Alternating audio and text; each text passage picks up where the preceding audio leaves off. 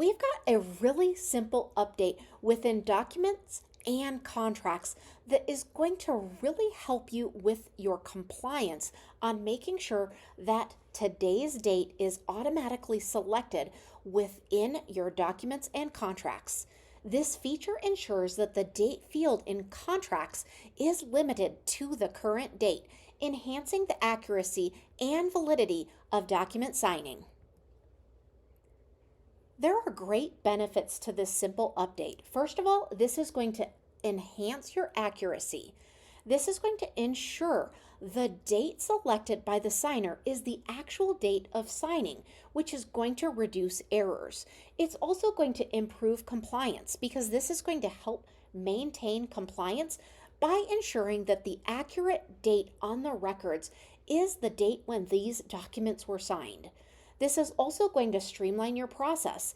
It's going to simplify the need within the signing process to select a specific date because this is going to happen now automatically, and there's no need for a manual date selection, which is what is going to enhance that accuracy.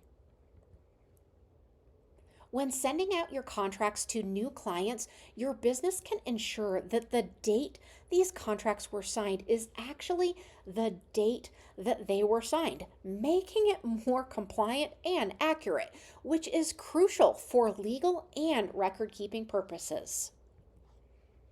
Let me show you exactly where this is at and how to add this to a document. First, you're going to go to Payments, and then in the upper navigation, you're going to go to Documents and Contracts. Now you can click on Plus New, or you can select the kebab and edit something you've already created. Once you're in that document, you're going to click on the plus icon, and then you're going to select the date element, and you're going to simply drag that over.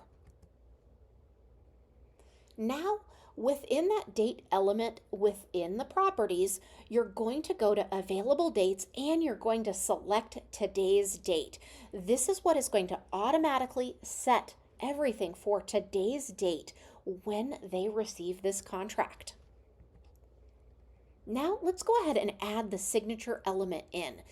It's going to work the same. You're going to click on the plus icon, but now within the elements, you're going to go to signature, and then you're simply going to drag and drop that where you want it to go.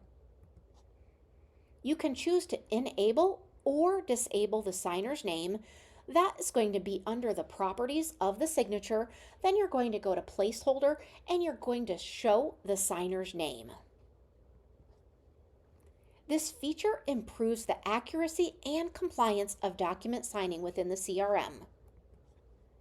We hope you enjoy this feature. Let us know if you need any help at all.